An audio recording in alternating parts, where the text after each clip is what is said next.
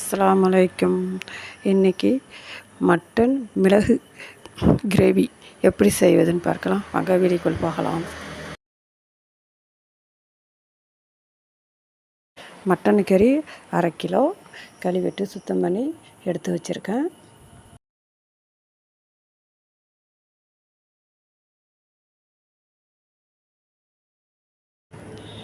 Gravy செய்கிறதுக்கு முதல்ல கறியை வேக வச்சு எடுத்துக்கலாம். ப்ரெஷர் குக்கரில் கறியை சேர்த்துடலாம்.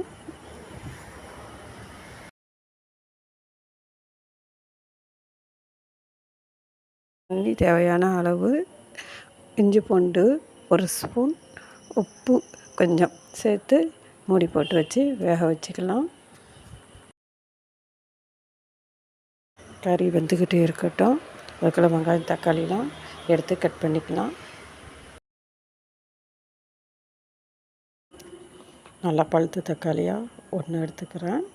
பச்சை மிளகா ஒரு 3, பெரிய சைஸு பெரிய வெங்காயம் 1.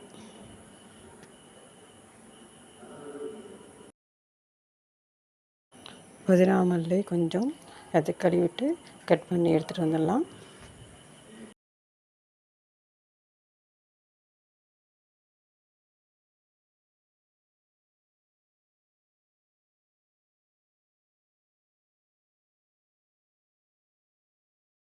வெங்காயம் தக்காளி கட் பண்ணிவிட்டு வந்தாச்சு.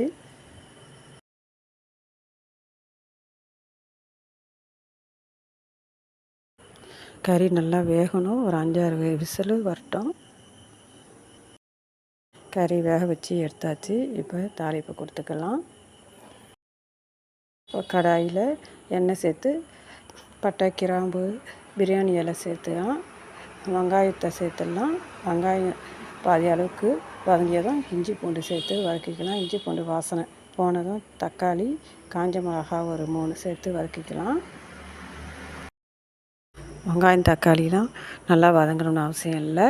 ஒரு பாதி அளவுக்கு வதங்கினாலே போதும். இப்போ மசாலாலாம் சேர்த்துடலாம். மிளகாய்த்தூள் 1 ஸ்பூன், கரம் மசாலா 1 ஸ்பூன், மஞ்சள் தூள், மல்லித்தூள் 1/2 ஸ்பூன், மிளகாய்த்தூள் 1 ஸ்பூன் சேர்த்துக்கிறேன். தயிர் 1 ஸ்பூன். வேக வச்ச கறியை சேர்த்துடலாம். குழம்புக்கு தேவையான உப்பு சேர்த்துக்கலாம். புதினா மல்லி தூவி மூடி வச்சிடலாம். கறி நல்லா வேகட்டும். திறந்து பார்த்து கிண்டி விட்டுக்கலாம். தண்ணிலாம் நல்லா வற்றி எண்ணெய்லாம் பிரிஞ்சு வந்துடுச்சு.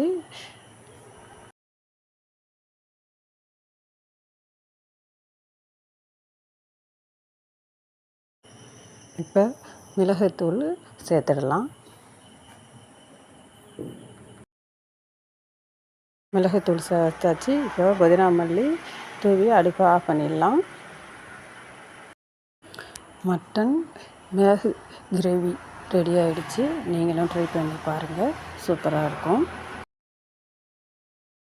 இந்த கிரேவி ரொம்ப சுவையாக இருக்கும். நல்லா காரசாரமாக இருக்கும். நீங்களும் ட்ரை பண்ணி பார்த்துட்டு எப்படி இருக்குன்னு சொல்லுங்கள். பிடிச்சிருந்தால் லைக் பண்ணுங்கள், ஷேர் பண்ணுங்கள், சப்ஸ்கிரைபர் பண்ணுங்கள். அஸ்ஸலாமு அலைக்கும். அடுத்த வீடியோவில் பார்க்கலாம்.